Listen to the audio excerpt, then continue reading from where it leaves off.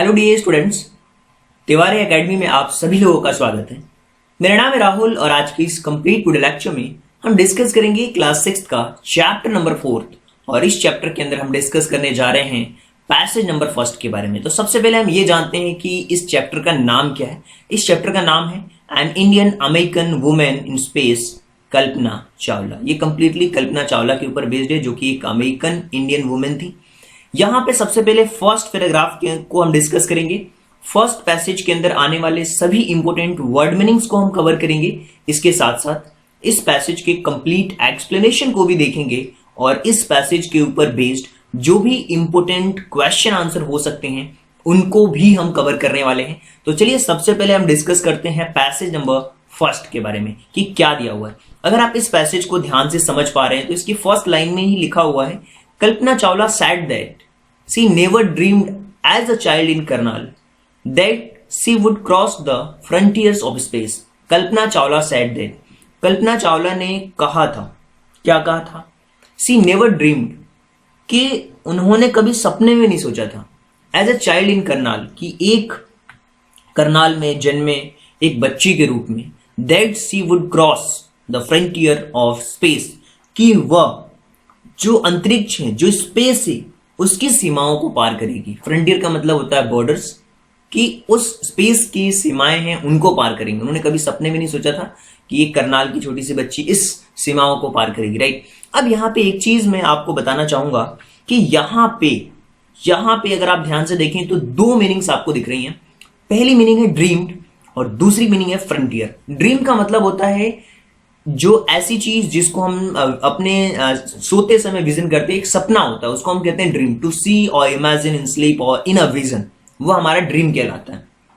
अब बात करते हैं फ्रंटियर की। तो फ्रंटियर का मतलब होता है बाउंड्रीज, बॉर्डर। जैसे फ्रंटियर ऑफ स्पेस, यानी कि जो स्पेस की सीमाएं हैं उनको कभी पार करेंगी, ऐसा उन्होंने कभी सपने में भी नहीं सोचा था कि एक छोटी सी बच्ची करनाल की ऐसा कर पाएगी।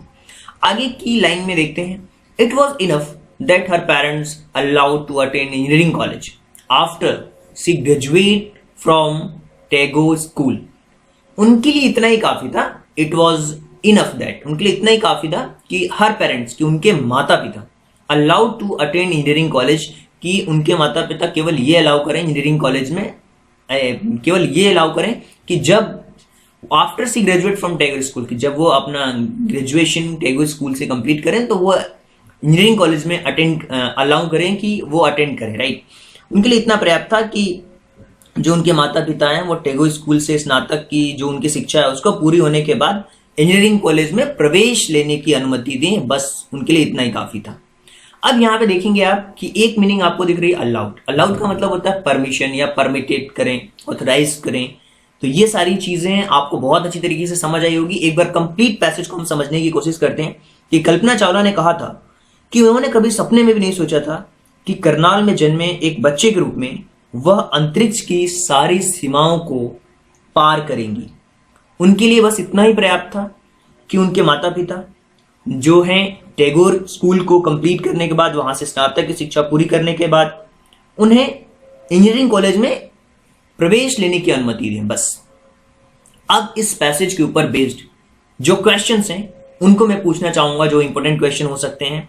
अगर मैं आपसे पूछूं कि where Kalpana Chawla was born, कि कल्पना चावला कहां पैदा हुई थी, तो as a child in Karnal आप यहां पे लिखा हुआ है, तो आप समझ सकते हो, आप ये लिख सकते हो कि Kalpana Chawla was born in Karnal, right.